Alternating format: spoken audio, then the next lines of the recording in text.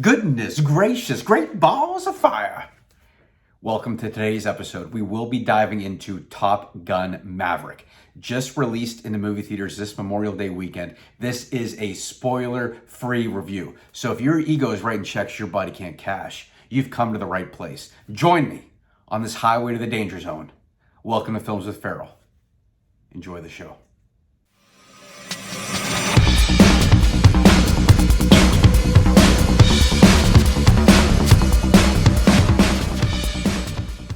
Make sure to hit that like and subscribe button. Stay up to date on all things Films with Ferrell. The sequel, 36 years in the making, Top Gun Maverick. Wow. All right, this movie was put on the back burner for a couple years during COVID. Tom Cruise refused to release it to any sort of streaming site or anything like that. I only make movies for the big screen. Well, Tom, I just saw your movie on the big screen, and I can't wait to talk to you guys about it. Top Gun Maverick, looking at a runtime of about 2 hours and 11 minutes. And for movies of today, kind of crossing over that 2 hour mark, so happy and relieved that this wasn't a 3 hour mini series like a lot of these movies are that we've been talking about lately. So 2 hours and 11 minutes, nothing too crazy, rated PG-13. So very similar to the original in the sense that it was rated PG. This is just PG-13, nothing too crazy. Got a great cast attached to this movie. You're looking at Tom Cruise, Jennifer Connelly, Miles Teller, John Hamm, with a fantastic cameo by Val Kilmer. Now, this is no spoiler. If you go on IMDb, if you've paid any attention to like the press on this movie, you knew Val Kilmer was going to be in this already. Wow. Powerful scene that Val is in. All right, so this movie takes place about 30 years in the future, past the movie Top Gun, right? Mav is now working for the government, testing out different fighter jets, and really doing what Mav does best.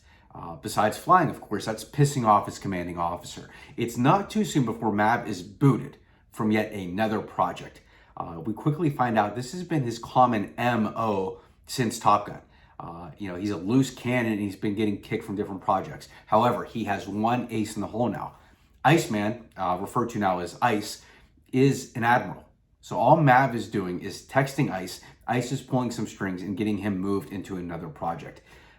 This goes on, I guess, it has been going on for about 30 years. Mav's been able to go from lieutenant to captain, but not much past there because the dude's a loose cannon, per usual. Nothing really changes with that character, which I love. However, the last assignment, and this is known to Mav, hey, we can't pull any more strings. Ice is sending him back to be teaching at Top Gun. In an effort to save his career one last time. From there, Mav must teach and develop a team of high-level pilots to help reach their full potential as they push themselves to the limits for an overseas bombing attack to blow up a uranium plant. Now, this is almost a fail mission, right? This is like Mission Impossible, no pun to Tom Cruise's thousands of Mission Impossible movies. This is almost Mission Impossible, but Mav is up to the job and the task of training these people. So that's kind of like the brief synopsis of the movie, and from there, you're just following the characters. Really, I cannot say enough great things about this movie. Overall, creating a sequel, 36 years from the original. This movie held up in every way, shape, or form. It is everything I could have wanted in a movie.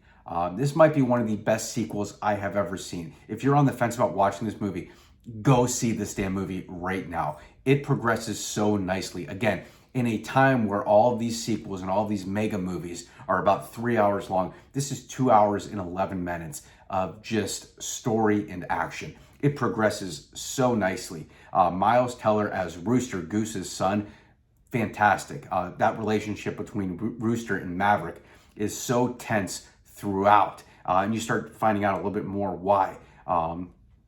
Fantastic. Again, no real lag. The action sequences are great. The actors playing the pilots were actually up there in the sky shooting these scenes. There's not really a lot of CGI, which gives it more of a real, authentic approach to it as well. But overall, you will not be disappointed going into this movie. If you're not a fan of the original, or maybe if you haven't seen the original, I really It would definitely help to watch the original movie, right? Don't get me wrong, but you will like this movie. This is a 2022 movie, not a 1986 movie. You will laugh in this movie, which really wasn't seen too much in the original, right? A couple funny parts, but there's some great dialogue in here, some great funny acting. You will cry a little bit, possibly. I don't know.